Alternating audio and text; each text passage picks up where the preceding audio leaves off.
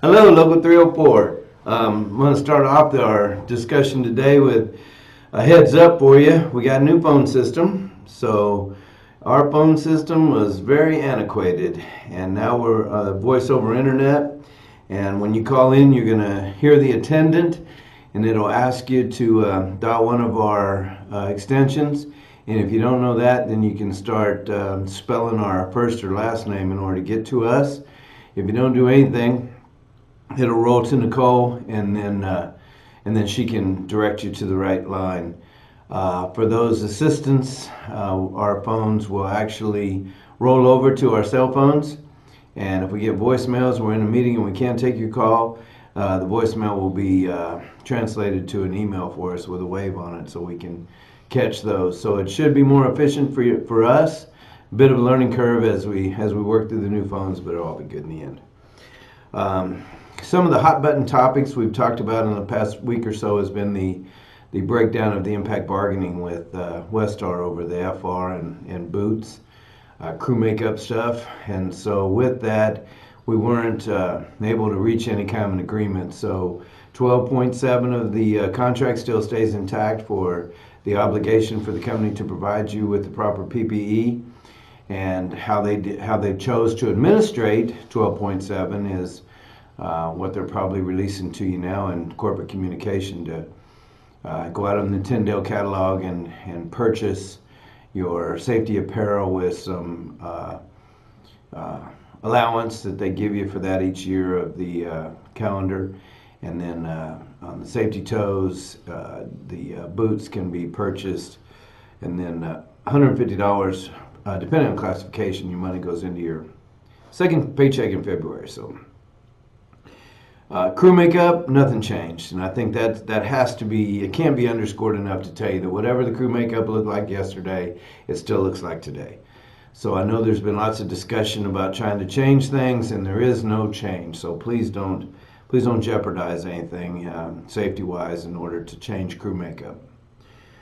KGAS, we had a couple questions on retirement there and where to find the info. So on a meeting with the company the other day, had the discussion with them. If you're on the intranet, just go out on the One Gas Hub and you look for the single sign-on, and it has a drop-down box. Then you scroll down and you'll find benefits there. On that benefits tab, it'll have both the IBW and the steelworker benefits. So for our case, you click on the IBW, and from there you can get the paperwork. I've heard of a couple people having trouble with the paperwork side of things because of the artificial intelligence that is on the other side. And so we do have Brad Stevens, that works for Principal Financial Group, that's had a long time relationship with Local 304, and doesn't charge for his service at all, and can certainly help you with those one-time decisions you make going into retirement. So contact the office. We can get you Brad Stevens' number. Again, no charge for that, and he is a financial advisor. So more information that you can gain from him, both Westar and KGAS. He knows both of your retirement plans, and again can help with those one-time decisions.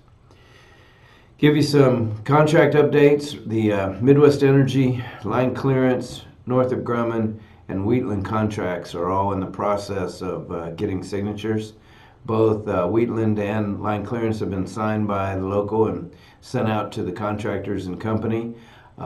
So getting those back, then we'll be able to get the approvals from the IO and get them sent off to print. So for those of you waiting on contracts, they're in the works. I want to talk just a little bit about the importance of making sure that when we're mentoring apprentices, that the apprentices understand that these jobs that we represent are not traditionally 2,080 hour a year jobs. There's overtime involved in our work. And it's very important that as an apprentice you know that, so that when you're a journeyman, you're going to take your share of that overtime, so that nobody is forced to work overtime, that we're all sharing in that the penalty that we reap from the company for not staffing properly. So please make sure that during the time of talking to those apprentices, the apprentices should definitely be taking advantage of that overtime and understanding what it means when they're a journeyman.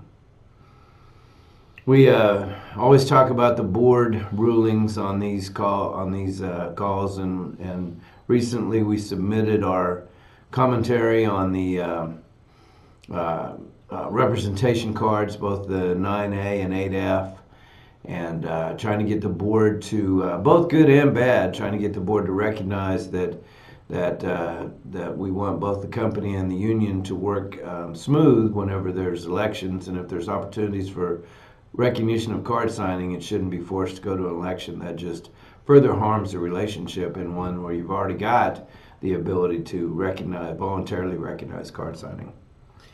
Also, most recently now, there's a new attack on teaching world, and so those paraprofessionals or research teachers that are actually earning money as teaching in colleges are now being looked at as not being right for organizing, not recognized as a full-time teacher and have the right to organize. So always remember, an attack on one is an attack on all, and so we really need to be paying attention to those things so that they don't come after us next. Along that same line, the multi-employer pension.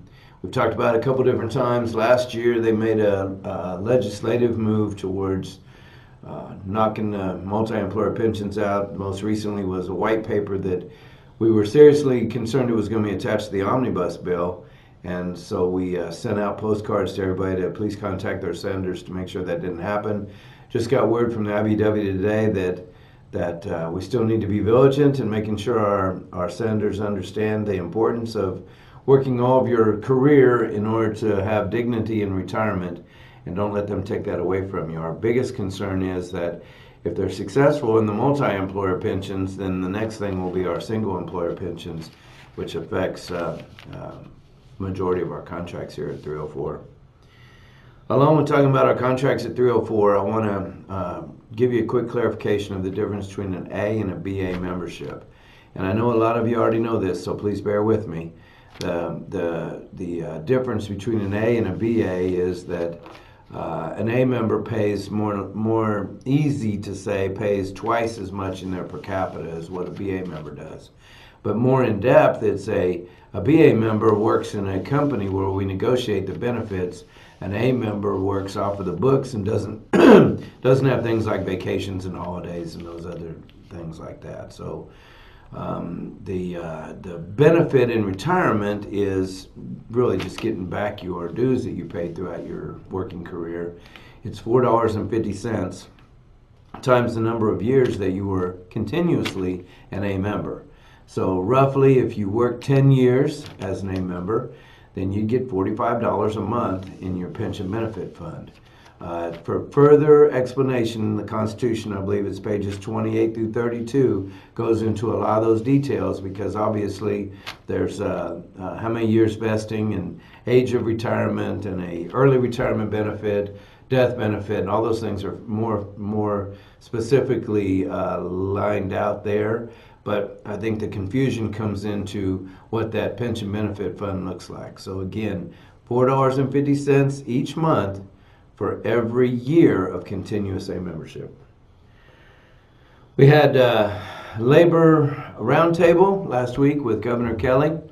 Awesome. We have not had the opportunity to sit in front of a governor as union leaders in a number of years. There was about 44 of us union leaders in the room, and Local 304 got to open up the conversation with the Board of Regents move towards a career training education. They call it CTE.